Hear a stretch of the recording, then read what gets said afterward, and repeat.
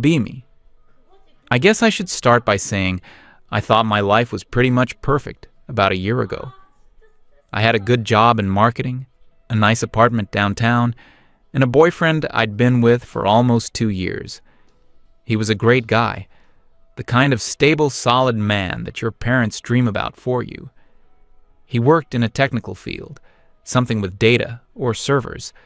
I never fully grasped the details. What mattered was that he was consistent. He was calm. He was the anchor to my kite, if that makes any sense. I was always the more spontaneous one, the one with the sharp sense of humor. At least, I always thought it was sharp. He was kind, patient, and had this quiet confidence that I found incredibly attractive. We met through a mutual friend at a casual get-together, one of those things I almost didn't go to. We just clicked. The conversation was easy. He actually listened, you know? Like, he wasn't just waiting for his turn to talk. He remembered little things I told him and would bring them up weeks later. We started dating, and it was one of the smoothest, most natural relationships I'd ever been in. There were no games, no drama. It was just comfortable, peaceful. Maybe, looking back, it was a little too peaceful for me. I think a part of me gets bored with stability. I have this urge to poke things, to see if they're real, to test the boundaries. It's a character flaw, I see that now. But at the time, I thought it was just part of my personality, my edge. The whole thing started so innocently. It wasn't planned, it just happened. It was probably a few months into our second year together. We were completely settled in, past the honeymoon phase and into the deep, comfortable rhythm of a long-term couple. One evening, we were making dinner together. He was in charge of the main course, and I was on salad duty. He was supposed to pick up a specific kind of cheese on his way home from work, a small, simple request. And he forgot. It wasn't a big deal at all. We could have the salad without it. He was so apologetic, though. You would have thought he'd forgotten our anniversary. He stood there in the kitchen, looking so genuinely sorry over a block of cheese. And that's when the thought popped into my head. I leaned against the counter, dried my hands on a towel, and gave him this playful, serious look. I told him this was a serious offense, a betrayal of culinary trust. He chuckled, thinking I was just being dramatic. Then I delivered the line, the one that would eventually unravel everything. I said something like, "You know, I could just call the police right now. Tell them you're being neglectful." I paused for effect, letting a little smirk play on my lips. And honestly, between a distraught woman and a guy who looks this guilty over cheese, who do you think they're going to believe? He just stared at me for a second. The smile on his face faltered. Then he let out this short, nervous laugh, like he wasn't sure if he was supposed to find it funny. I laughed, a real laugh, and went over to give him a hug, telling him I was obviously kidding. The moment passed. We finished making dinner, and it was fine.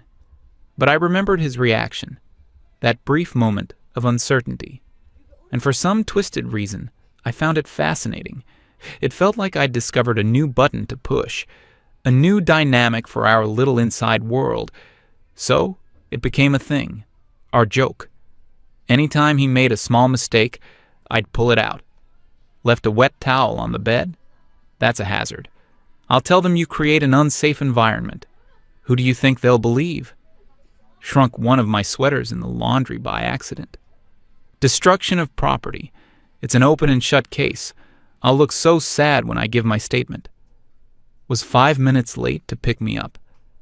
I was so worried. I thought something had happened. When I make the report, I'll say you have a history of being controlling and making me wait. And each time, I'd cap it with that little rhetorical question. Who would they believe?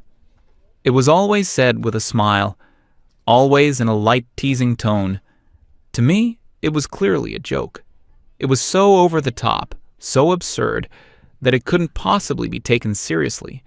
It was a parody of those crazy ex-girlfriend tropes.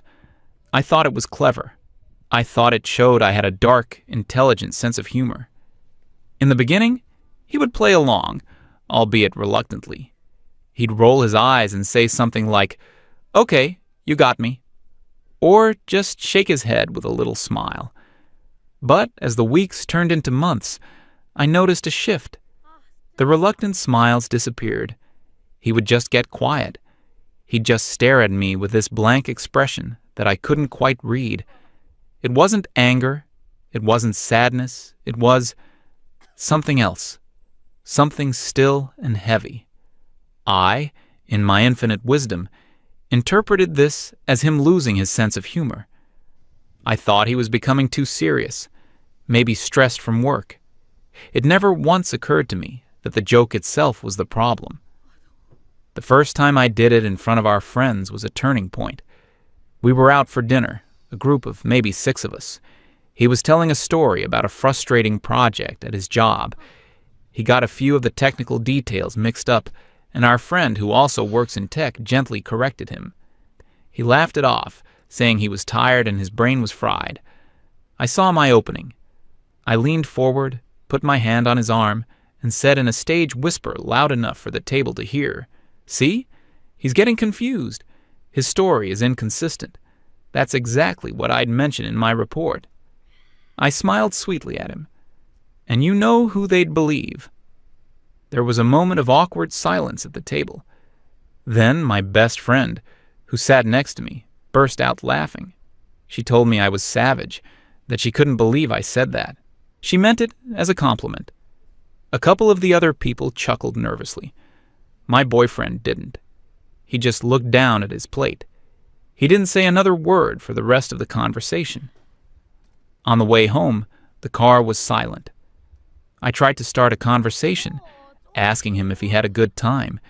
He just gave one-word answers. Yeah. It was fine. I finally asked him what was wrong, if he was upset about something.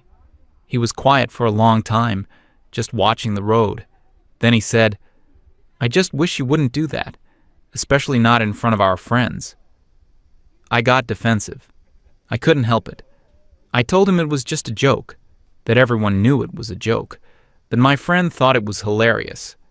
I accused him of being too sensitive, of not being able to take a little teasing. He didn't argue. He just sighed and said, "Okay." The rest of the drive home was thick with attention I refused to acknowledge was my fault. I thought he was being moody. I thought he was trying to police my personality. That night, I remember lying in bed and feeling a little bit of resentment towards him. Why couldn't he just be more fun? Why did he have to take everything so personally? The joke didn't stop. If anything, I think I used it more, as if to prove a point, to prove that it wasn't a big deal and that he was overreacting. It became my go-to move whenever we had a minor disagreement. It was a way to shut down the argument and win by escalating it to an absurd level.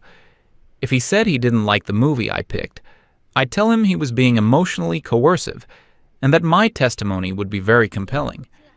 If he wanted to spend a Saturday relaxing at home when I wanted to go out, I'd say he was trying to isolate me from my friends and that it's a classic red flag I could use against him. It was all nonsense, of course, hyperbole, but it worked. He would immediately drop the subject. He stopped disagreeing with me on the little things. He just complied. If I wanted to watch a certain movie, he'd say, "Sounds great." If I wanted to go to a certain restaurant, he'd say, "Whatever you want." He became incredibly agreeable and meticulous. He never forgot anything from the grocery store again. He never left a wet towel on the bed. His side of the closet was perfectly organized. The dishes were always done. It was like he was trying to be the perfect boyfriend to not give me any ammunition. And instead of feeling happy or appreciated, I found it deeply unsettling. The playfulness was gone. The banter, the gentle teasing that goes both ways in a healthy relationship, it all vanished. Our interactions became very careful, very deliberate. He was still kind, he was still attentive, but he felt distant, like he was holding a part of himself back. It felt like I was living with a polite and considerate roommate, not the man I fell in love with. The easy comfort we once had was replaced by a low humming anxiety. The silence in our apartment was no longer peaceful. It was just empty. I remember one specific evening, maybe a few months after the dinner with our friends. We were sitting on the couch, watching some show. It was a quiet night. I made a casual comment about a trip I wanted to take in the fall. He didn't look up from the screen and said it sounded nice. I pressed him for more, asking if he was actually interested. He finally looked at me. His expression was just tired. So tired. He told me that of course he was interested, but that it was hard to get excited about planning things. I asked him why. He was quiet for a moment, because it feels like everything I do is being evaluated, he said, so softly I almost didn't hear him. Like I'm constantly being graded on a pass-fail basis, and if I fail, there's a huge penalty. I knew exactly what he was talking about, and for the first time, a tiny crack appeared in my fortress of self-righteousness. A flicker of doubt. Was this joke doing more damage than I thought? But my ego was a powerful thing. It patched that crack up almost immediately. I convinced myself he was being dramatic, that he was mischaracterizing a harmless running gag. So I doubled down. I tried to make light of it. Well, I said with a forced laugh, just make sure you don't fail the test. The consequences are severe.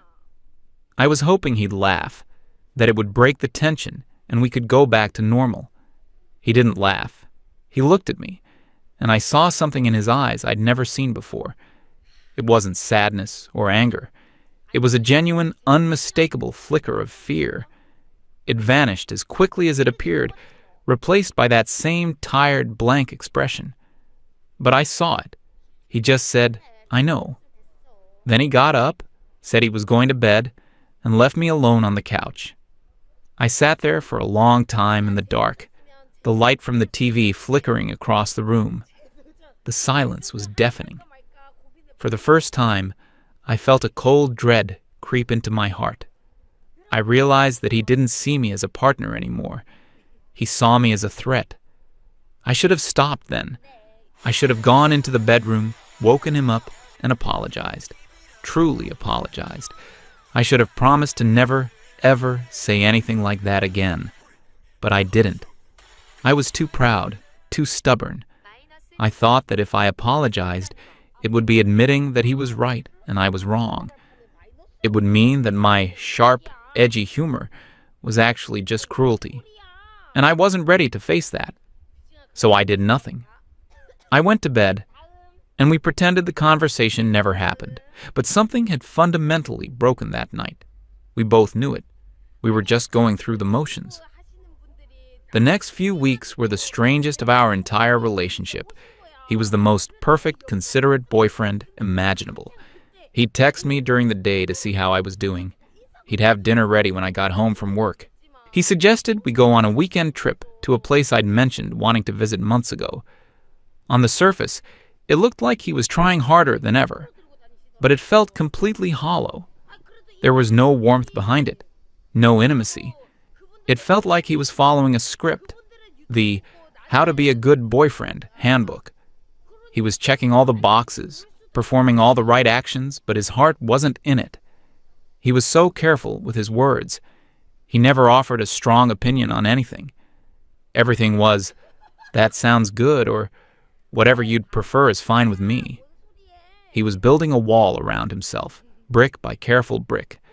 And I was so focused on how his behavior was making me feel, lonely, disconnected, that I never stopped to think about why he was doing it.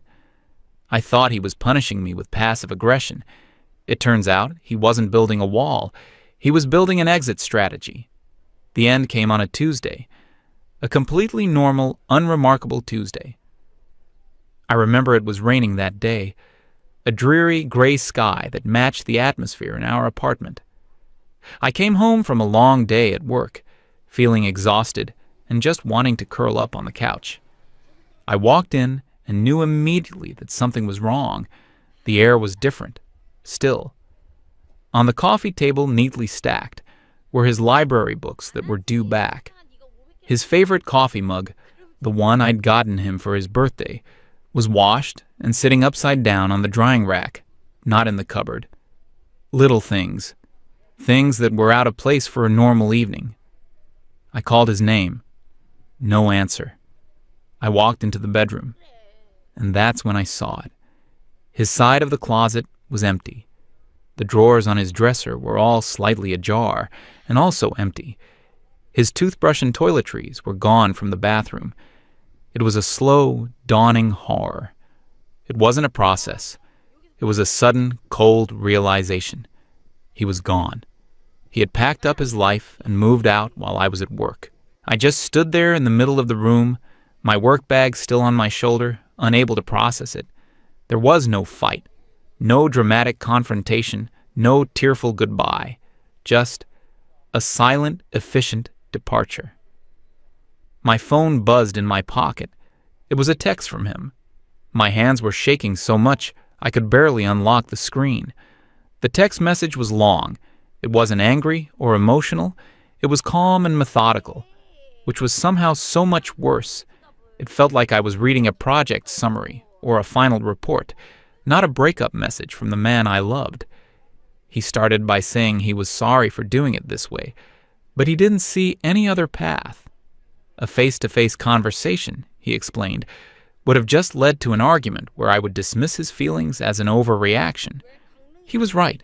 That's exactly what I would have done. The message then laid it all out. It wasn't about the jokes hurting his feelings. It was about what the jokes represented. He wrote that trust was the most important thing to him in a relationship. Not just trust that I wouldn't cheat, but trust that I had his back. Trust that I was on his team. He explained that my joke wasn't a joke to him because it wasn't based on fantasy. It was based on a terrifying reality for men that he was acutely aware of.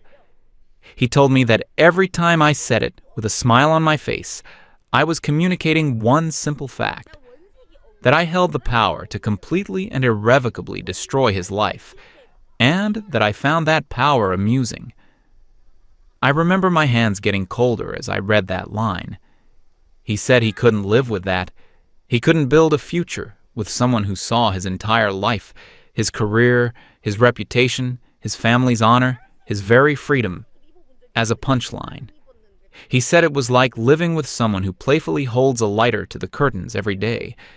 They might never actually drop it, but you can never, ever relax. You can never feel safe in your own home. The final part of the message was what truly gutted me. He wrote, "I'm not leaving because I'm hurt. I'm leaving because I have to protect myself. This is a risk management decision. The potential downside of staying with someone who thinks like you do is infinite. I hope one day you understand." There was no, "I'll miss you." No, "I'll always love you." It ended with, "The key is on the counter. Goodbye." I sank onto the edge of the bed, the phone slipping from my fingers. My first reaction was pure, white-hot rage. A risk management decision. He was breaking up with me like I was a bad stock investment. How could he be so cold, so clinical, so insulting? I grabbed my phone and called him. It went straight to voicemail. His voice, his cheerful, recorded greeting, was like a ghost in the room. I called again. Voicemail, and again. Voicemail. He had blocked my number. That's when the anger curdled into a kind of frantic panic. I called my best friend. I was sobbing so hard I could barely get the words out. I told her everything. How I came home to an empty apartment. How he left because of a stupid running joke. She was instantly on my side, of course. That's what friends are for. She said he was a coward for leaving like that. She said he was clearly too sensitive and couldn't handle a strong woman with a sharp wit. She said I was better off without someone who couldn't take a joke. Her words were like a balm on my wounded ego. I clung to them. Yes, that was it. He was the problem. He was weak. I was too much for him. For the next week or so, that's the story I told myself. It was the only thing that kept me from completely falling apart. I went through the motions of life. I went to work. I saw my friends. I talked a big game about how liberating it was to be free from someone so fragile. But when I came home to the apartment, the silence was a physical weight. His absence was everywhere. The empty space on the couch where he used to sit. The other side of the bed that was now always cold. The brand of coffee he liked that was still in the cupboard. Every little thing was a reminder. I started to notice how much of my life was intertwined with his. The shows we watched together, the restaurants we loved, the inside jokes that now only I remembered. The anger started to fade, replaced by a deep, aching loneliness. I missed him. I missed his calm presence. I missed his quiet laugh. I missed feeling safe and anchored. I found myself rereading his text message over and over again. A risk management decision. The phrase echoed in my head. It was so detached, so unlike the warm, caring man I knew. What could possibly make him think in those terms? About a month after he left, I was having one of those nights. It was late. I couldn't sleep. The silence in the apartment was screaming at me. I was just scrolling aimlessly through the internet, falling down the usual rabbit holes of celebrity gossip and cooking videos. Then the algorithm served me something different. It was a video clip of a well-known psychologist giving a lecture. The title was something like, "The Asymmetry of Power in Modern Relationships." I don't know why I clicked on it. Morbid curiosity, maybe. The man in the video started talking about social dynamics. He spoke in a calm, academic tone about the default assumption of female victimhood and male guilt in society. He discussed how, in any he said, she said scenario, the institutional bias almost always favors the woman's account, regardless of evidence. He wasn't angry or hateful. He was just laying it out like a mathematical formula. And it made me deeply uncomfortable. My first instinct was to click away, to dismiss it as bitter nonsense from some fringe corner of the internet. But then he said something that made me freeze. He said, "For many men today, the person they should fear most is not a stranger in a dark alley, but the woman they share a bed with, because she has the power, with a single uncorroborated accusation, to erase his entire existence." His entire existence. My boyfriend's text message flashed in my mind. The potential downside is infinite.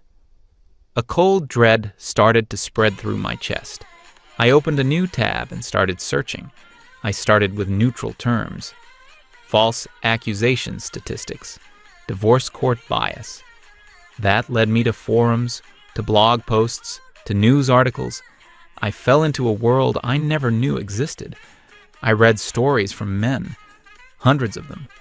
Men who lost their jobs because of a baseless HR complaint from a coworker they rejected. Men who were kicked out of their universities because of accusations that were later proven false, but only after their academic careers were ruined. Men who were financially crippled in divorce court, losing their homes and their savings. Men who lost custody of their children based on claims that were never substantiated. Men who had spent years and tens of thousands of dollars fighting to clear their names. Some who never could. It was a flood of stories, all different, but all echoing the same terrifying theme. Their lives had been destroyed by a single person's word. I stayed up all night, my face illuminated by the glow of the screen. I read about men who became meticulously careful in their interactions. They avoided being alone in a room with a female colleague. They insisted all important conversations happen over email to create a paper trail. They installed dash cams in their cars. They weren't being paranoid. They were managing risk. A risk management decision. It hit me like a physical blow. I finally understood. I pulled up his text message again, and this time I read it with new eyes. His words weren't cold. They were terrified. My joke wasn't just a bad joke. It was a reminder of this world I'd just discovered. a world he was already living in. Every time I smiled and said, "Who do you think they'll believe?" I wasn't being witty. I was pointing a loaded gun at his head and telling him how funny it was that my finger was on the trigger. I was confirming his worst fears about the world. I was telling him that yes, the system is rigged, and I know it, and I think it's hilarious. I thought back to his behavior in those last few months, his agreeableness, his meticulous perfection. He wasn't being passive-aggressive. He was trying to demine the field. He was walking on eggshells, desperately trying not to step on anything that would give me an excuse to detonate the bomb I was so fond of joking about. The time he asked me to stop, when he looked so tired on the couch, he wasn't being sensitive. He was pleading with me. He was giving me a final chance to show him that I was a safe person, that I was his partner, not his potential executioner. And what did I do?